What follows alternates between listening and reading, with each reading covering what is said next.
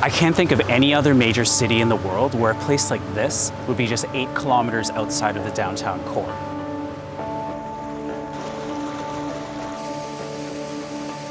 This is Waterfall Bay, located on the southwest corner of Hong Kong Island.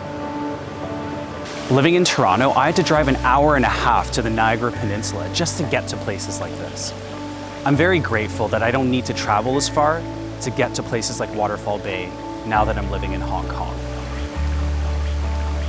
Just beside the waterfall, you can find an old pillbox and searchlight, just 2 of the many fortifications built on the south side of Hong Kong by the British before World War II.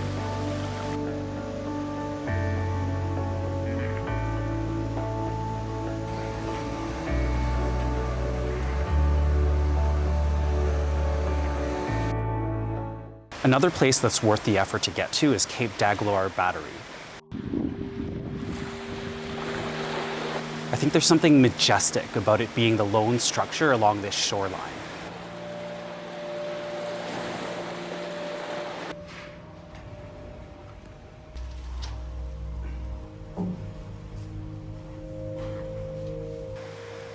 I felt this wave of nostalgia when I saw this outrigger crew out for a morning workout. It took me back to the time when paddling was a big part of my life.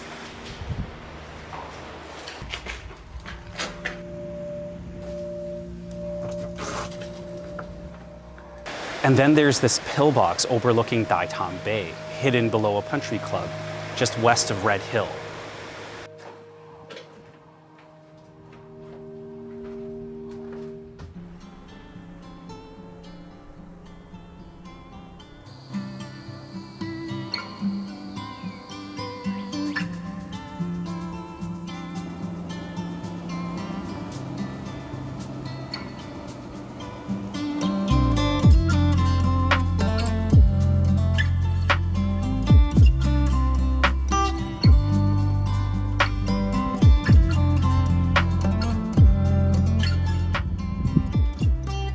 In case you were wondering why a kid from the Toronto suburb of Scarborough would grow up with such a connection with the city of Hong Kong, my childhood coincided with the peak of Hong Kong emigration to Canada, as well as the height of Hong Kong cinema's soft power in the world.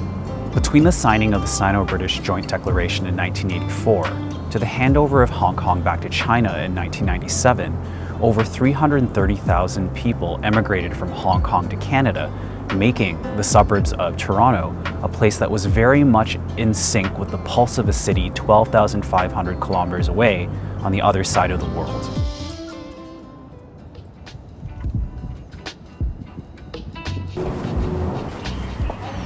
And when I finally visited Hong Kong for the first time in the late 2000s, everything about the city seemed so familiar from the moment I arrived. From the sights of the city to the people I encountered, I saw the reflection of the communities I was raised in. And the quirks and norms of the Chinese Canadian communities in Scarborough, Markham, and Richmond Hill finally made sense to me. Hong Kong was the genesis of the community I was raised in, and I became curious about what it would be like to move here and how much closer it would bring me to my roots. I made a trip out to the Kowloon side to check out a memorial in Sumsaibo Park, dedicated to the soldiers who died in the POW camps during World War II, including the most notorious one that was located on the park grounds. The address on my father's old identification papers is a stone's throw away from the park, so I decided to pay a visit while I was in the area. As I was walking over, I felt a sense of excitement, anticipating a sort of full circle moment as I walked through the same streets that my father did as a teenager, making my way to an address that he called home for a few years. And after walking past building after building, with the numbers descending one after another, I finally got to my father's address, only to see, to my disappointment, that the building had been bulldozed and replaced by a high-rise apartment building, leaving no trace of what was once there. It was just so illustrative of the greatest irony of moving here, which is that it has given me a front row seat to watch my roots disappear in front of my own eyes.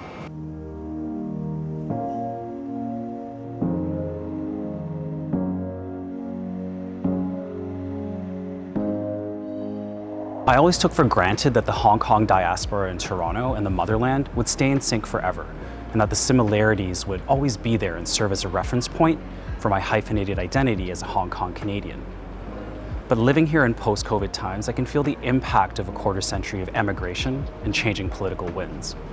So while I don't regret the life experience I've gained by moving here and appreciate the life that we've been able to carve out for ourselves, I'm finding it harder and harder to reconcile my Canadian upbringing with my Hong Kong heritage, as the two don't coexist as neatly as they did when the world was a much simpler place.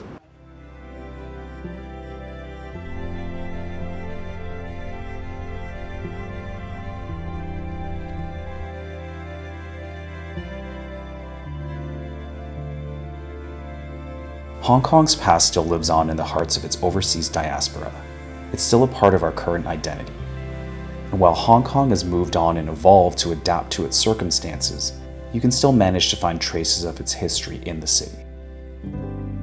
I can still walk out of one of the exits of my neighborhood subway station and find myself on the same street that my grandfather ran his business. I've walked back and forth many times in futility, trying to find clues that would tell me more about his life. But I've come to terms with the fact that while I'll never know exactly where his office was, at least I've found some clues as to why a man from Hoi Ping would set up shop here. And that's more than I knew before, so I'll take it.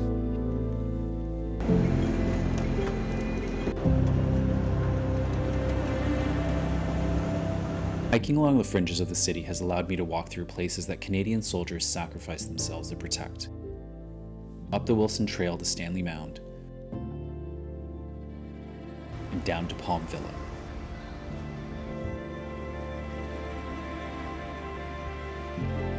My long runs on the weekend often end in Repulse Bay, where Quebec's Royal Rifles fought valiantly in the final days of the invasion of Hong Kong. And I draw strength from their example as I navigate the culture shock of modern Hong Kong work culture and try not to lose sight of my core values in the process.